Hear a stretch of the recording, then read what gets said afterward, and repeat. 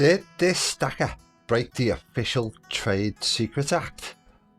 This stacker and his old flat cap crew may have some explaining to do. Back in the 1980s, Zathras, a member of Stackers Social, had close ties to a man that committed a great jewellery heist, working at a parcel sorters, and today Zathras has given me permission to reveal all. I'm Sandy, this is Working Class Stacks.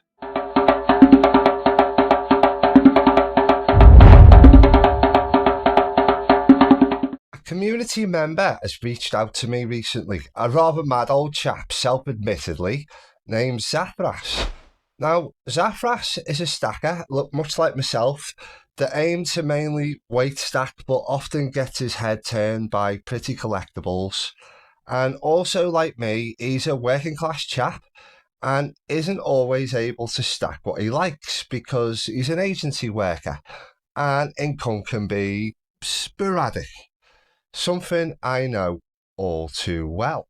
Zathras asked to send me this, as my flat cap collection has become quite a hit in the community, and also he shared with me a cracking story of a jewellery heist committed by a colleague and a flat cap club member back in the 1980s. While working at a mail facility in Yorkshire, he's given me permission, despite the fact that he may be breaking the official Trade Secret Act, as his identity is protected and he believes everyone involved to be passed away. So here's Zathras' story.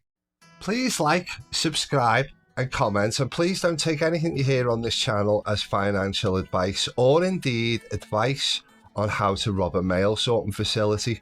I am not a financier, nor am I a jewellery thief, and neither are any of the people named in this video. I'm just a working class chap in a working class cap with a working class stack, on a stacking journey to collect 1 ounce of silver each week, every week, with my partner Danny, as we aim to invest towards our retirement. We're supported by Stackers Social, a one-of-a-kind community and a haven of knowledge, trades and good vibes for any stacker or collector. I'm Sandy Millington, this is Working Class Stacks. There were 3 of them in the Flat Cap Club, although Zathras didn't have one, and said the older of the trio always promised to give him one, but he never really did. And as we can see, Zathras does have one now, which is a relief. And the Flat Cap Club was what the other staff called their little trio, regardless of Zathras not owning one, at this mail sorting facility in Yorkshire where they all worked. The younger of the 3 had a bit of a secret. At some point, the mail police, yes, there is a mail police, who despise thieves and will stop at nothing, according to Zathras, turned up and started drilling holes through the breeze block walls, suspecting something amiss. And they asked Zathras and the older chap to help, but they just sort of ended up stood round watching as they went about their work quite diligently. No sign of our younger gentleman. Who knows where he was? Now, eventually they uncovered a hole in the side of a trailer, and the investigation continued. Later on, it turned out that the young lad had drilled the hole and had done some research on return addresses for jewellery companies, pilfering all those small enough to fit through his hole, you should assume, and getting away with lots of silver and gold by the score. Despite the mail police and their rather ruthless pursuit, our young tea leaf never being seen again by police or by Zathras ever again. So what a fantastic story. Thank you, Zathras. I loved hearing about that little jewellery heist. I hope you don't get in trouble. I'll do my best to protect your anonymity, mate. But yeah, I mean, back in the 1980s, a jewellery thief got away with it scot-free after pilfering all kinds of silver and gold, and our mate Zathras has just uncovered the truth of what happened on that day. Thank you very much for the inspirational story of the Flat Cap Club. And I say inspirational because I really do mean inspirational. The Flat Cap Club has now officially been announced by me, Sandy Millington, on Working Class Stacks, and our first member is Zathras. Well, no, the first member is me. Let's be right about it. I am the Flat Cap Club master. Zathras, honorary member, mate, for telling me your story and sending me your photographs.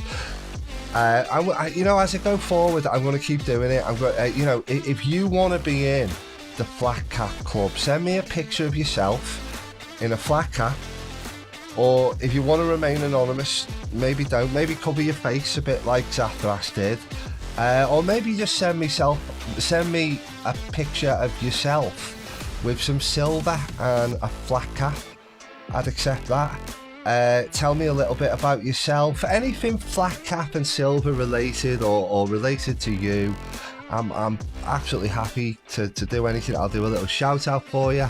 I'll enter you in the Flat Cap Club. I'll figure out how to do like a Hall of Fame. I might do one member every week. I think that'll be rather fun. It'll help me engage in the community.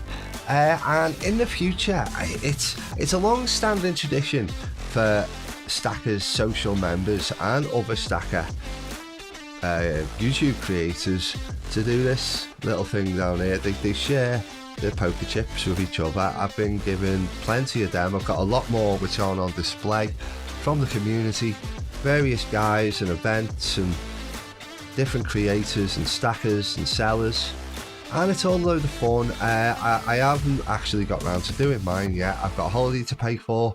I'm collecting my silver.